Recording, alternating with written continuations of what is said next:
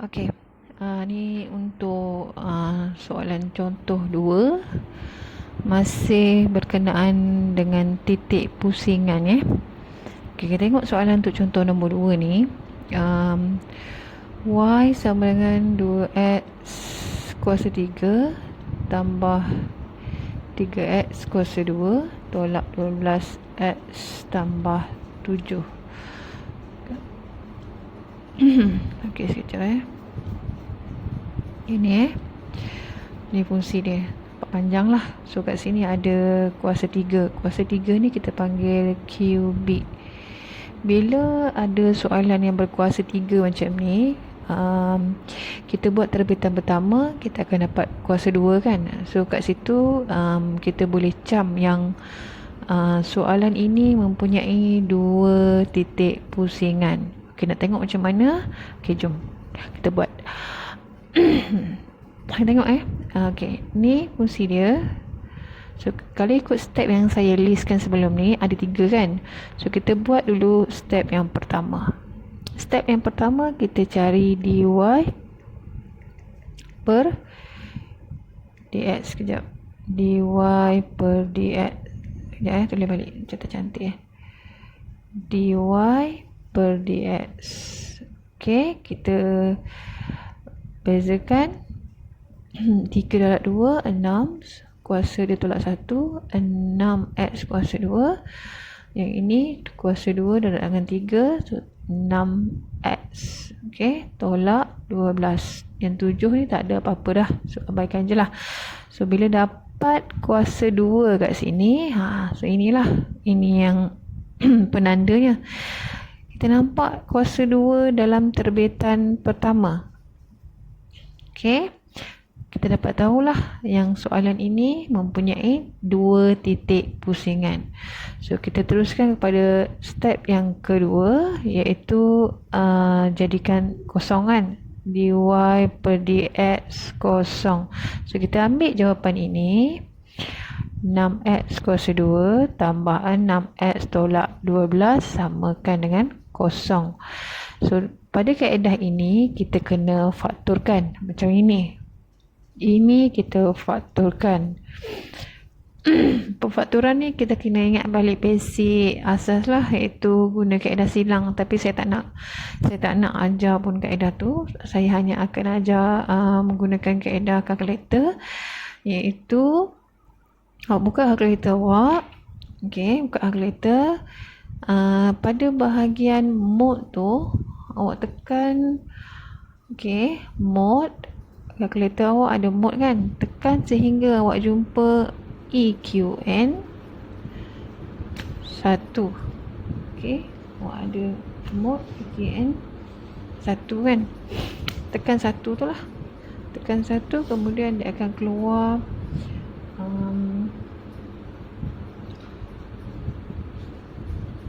unknowns kan. Kita tak nak unknowns tu, kita tekan anak panah.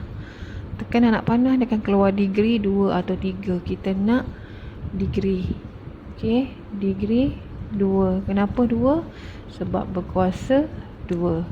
Okey, kalau kuasa 3 kita akan tekan degree 3 lah, tapi soalan ni dia kuasa 2, so degree 2. Degree 2, sorry terpadam pula.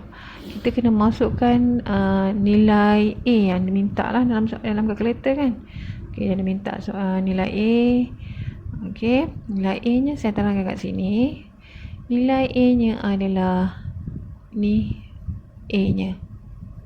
Okey, yang ini adalah nilai B nya, pasangan pada X kuasa 1. Nilai A tadi pasangan pada X kuasa 2. Nilai B tu adalah pasangan pada X kuasa 1. Nilai C adalah nombor sahaja tanpa X. Awak kena ikut turutan ini. Ini bentuk arm dia. Okey, bentuk arm dia. Ini A, B, C.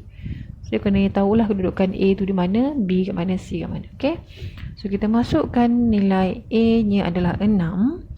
Tekan 6, tekan sama dengan, dia minta B pula. B tadi saya dah terang dah 6. Masukkan 6, tekan sama dengan.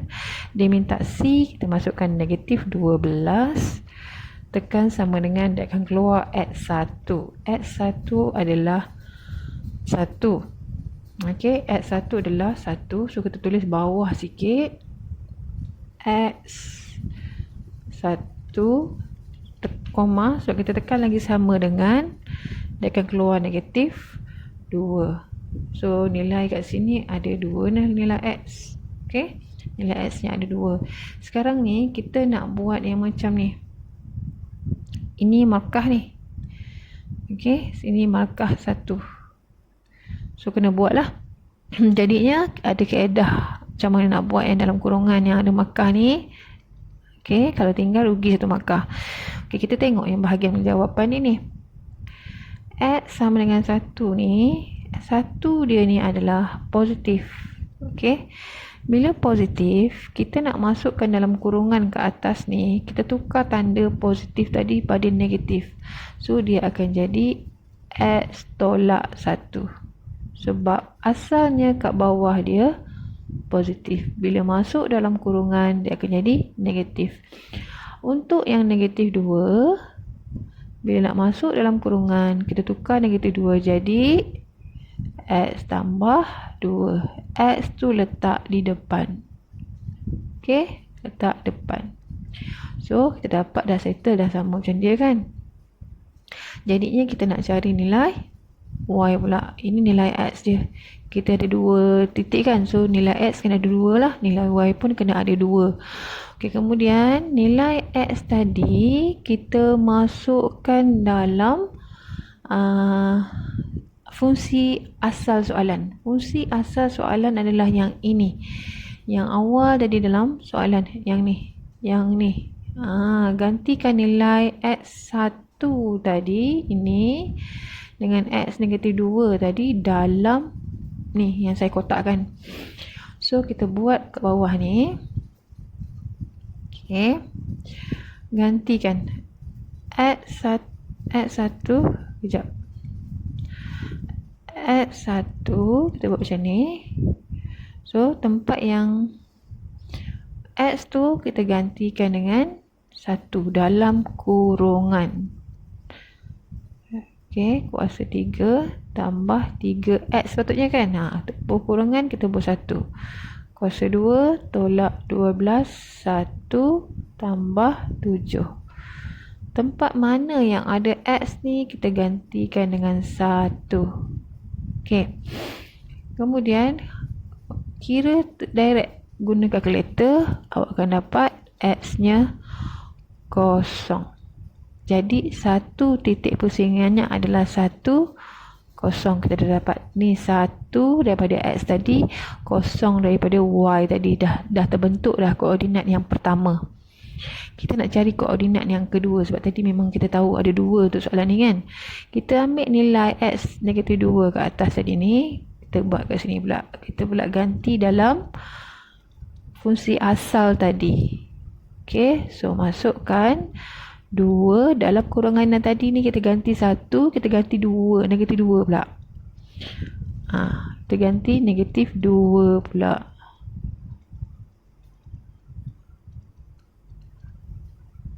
So, kita akan dapat Y setelah membuat pengiraan adalah 27. Jadi, dia punya koordinat, kita baca X dulu, negatif 2. Y dia adalah 27. So, ini adalah titik pusingan. Kita dapat 2. Okay, kemudian, itu step kedua. Step ketiga, ini last Step ketiga, kita cari terbitan kedua. Terbitan kedua ni, kena tengok balik terbitan pertama dekat atas tadi. Jawapan terbitan pertama ke atas tadi adalah yang ini. Okey. Kita ambil, kita terbitkan 2 darab 6 ni dapat 12. Okey. So, dapat 12 X. Okey, 12X. Ni kan. Okey, 6 ni, 6 dengan X ni, yang ni kita dapat 6 saja. 12 ni dah tak ada dah. Okey, so 12X tambah 6. So kat sini tambah 6 untuk terbitan kedua. Ini terbitan kedua ni ada nilai X kan. So nilai X ni kita kena ganti dengan nilai-nilai X yang kita dapat tadi. Ni. Kat sini ni. Ni yang kita dapat kat sini tadi ni. Ni. Nilai ni kena masuk dalam terbitan kedua. 1 dengan negatif 2 tadi. Okey, kita masukkan 1 dulu. 1. Sebab ada 2 nombor memang kena buat macam ni. 12, 1 tambah 6. So kita akan dapat 18. 18 ni besar daripada kosong sebab dia nombor positif kan. Bila besar daripada kosong, titik apa tadi ni untuk 1 ni? Tengok kat sini, titik 1, 0.